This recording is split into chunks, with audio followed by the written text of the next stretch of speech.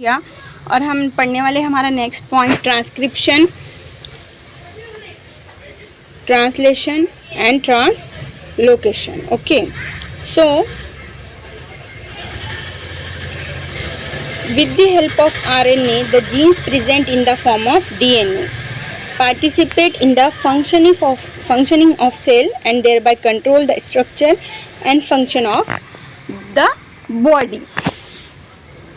तो जो होता है हमारा जीन्स जो होते हैं वो कहाँ प्रेजेंट होते हैं? In the form of DNA. जो जीन्स प्रेजेंट होते हैं वो किस फॉर्म में होते हैं? In the form of DNA. और participate in the function of cell, और हमारे सेल के जो भी फंक्शंस होते हैं उसमें जीन्स क्या करते हैं? पार्टिसिपेट करते हैं. And control the structure and function of body, और जो बॉडी का स्ट्रक्चर और फंक्शंस होते हैं वो सब कुछ क्या करते हैं? कंट्रोल करते हैं. तो ये सब कौन करते हैं? जीन्स करते. लेकिन ये जीन्स अकेले वर्क नहीं करते, सिंगल वर्क, अलोन वर्क नहीं करते. किसके साथ वर्क करेंगे? किसके साथ काम करेंगे? With the help of RNA. With the help of RNA. तो इन शॉर्ट में अगर हम इसको समझें तो जीन्स क्या होते हैं? DNA के फॉर्म में प्रेजेंट होते हैं और क्या करते हैं कि participate in the function of cell. Cell के जो भी फंक्शन होते हैं उसमें जीन्स पार्टिसिपेट करते हैं और बॉडी के स्ट्रक्चर और फंक्शन को कंट्रोल करते हैं. लेकिन अलोन नहीं करते. ये सारा काम वो क्या करते हैं? अकेले नहीं करते हैं, बल्कि जीन्स किसकी हेल्प लेते हैं? With the help of RNA.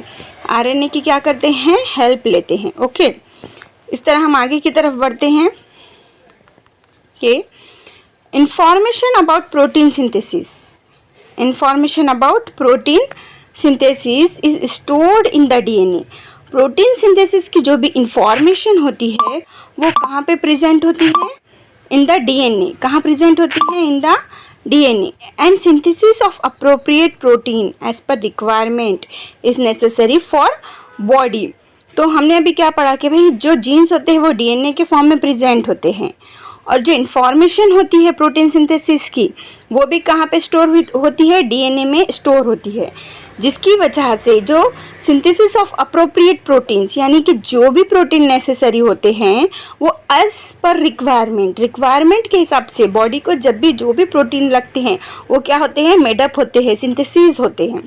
So these proteins are synthesis by DNA through the RNA. तो जो प्रोटीन सिंथेसिस का प्रोसेस है वो होता तो DNA के थ्रू है, DNA से ही होता है. The protein synthesis are synthesis by DNA.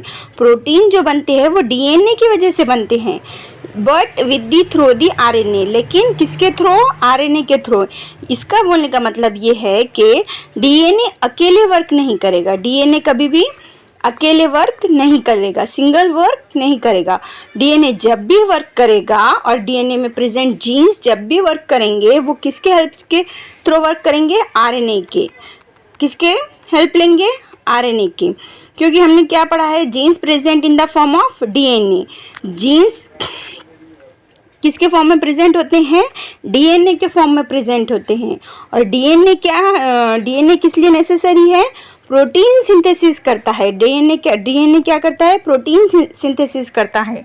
और जब DNA प्रोटीन सिंथेसिस करता है तो किसके थ्रू करता है? RNA के थ्रू करता है. किसके थ्रू करता है? RNA के थ्रू करता है. So this is called central dogma. तो इस सारे प्रोसेस को हम सेंट्रल डोग्मा कहते हैं. क्या कहते हैं? Central dogma. तो अगर आपको पूछा जाए कि सेंट्रल डोग्मा क्या है, so the process of protein synthesis, the process of appropriate protein synthesis by the DNA through the RNA is called as the central dogma. is called as the central dogma. Next point की तरफ हम बढ़ते हैं कि mRNA is produced. mRNA is produced as per the sequence of nucleotides on DNA. mRNA means messenger RNA. Messenger RNA का काम क्या करता है कि वो मैसेज प्रोड्यूस करता है. तो mRNA इज प्रोड्यूस्ड. जो mRNA प्रोड्यूस्ड कब होते हैं? As per the sequence of nucleotide of DNA. DNA पे जो न्यूक्लियोटाइड होते हैं, न्यूक्लियोटाइड मीन्स आपको पता होगा, न्यूक्लियोटाइड की अलग से डिफिनेशंस में शॉर्ट्स में आपको बता दोगी. तो जो DNA के न्यूक्लियोटाइड्स होते हैं, क्या होते हैं? DNA पे जो न्यूक्लियोटाइड्स होते हैं उसके हिसाब से क्या होता है? mRNA क्या होता है? प्रोड्यूस्ड होता है. Only one of the two strands of DNA is used in the process. देखो अब इस प्रोसेस में एमआरएनए प्रोड्यूस्ड होने के प्रोसेस में, किस प्रोसेस में, एमआरएनए के प्रोड्यूस्ड होने के प्रोसेस में जो डीएनए होता है वो क्या होता है, डबल हेलिक्स होता है। डीएनए क्या होता है, डबल हेलिक्स होता है। इस तरह से ये डीएनए है। तो डीएनए का ओनली वन स्ट्रैंड, कितने स्ट्रैंड डीएनए के, डीएनए कैसा है, डबल हेलिक्स है, ठीक है। तो ये डीएनए फर्स्ट स्ट्रैंड हो गया और ये वाला सेकंड स्ट्रैंड हो गया। तो जब एमआरएनए प्रोड्यूस्ड होता as per the sequence of DNA nucleotide, तो डीएनए का सिर्फ वन स्ट्रैंड क्या करता, यूजफुल है। So of the two strand of DNA is used.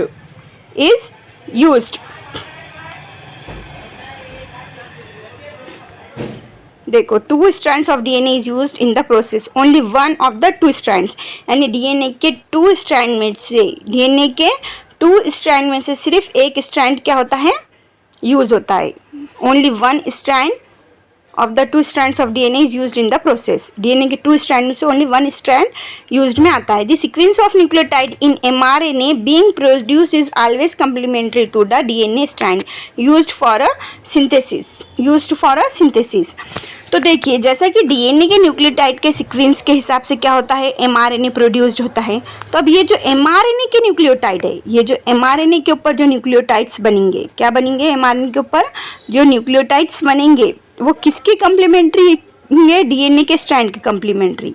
MRNA के न्यूक्लियोटाइड डीएनए के स्ट्रैंड के कम्प्लीमेंट्री होंगे हमेशा। ओके, सो इस तरह से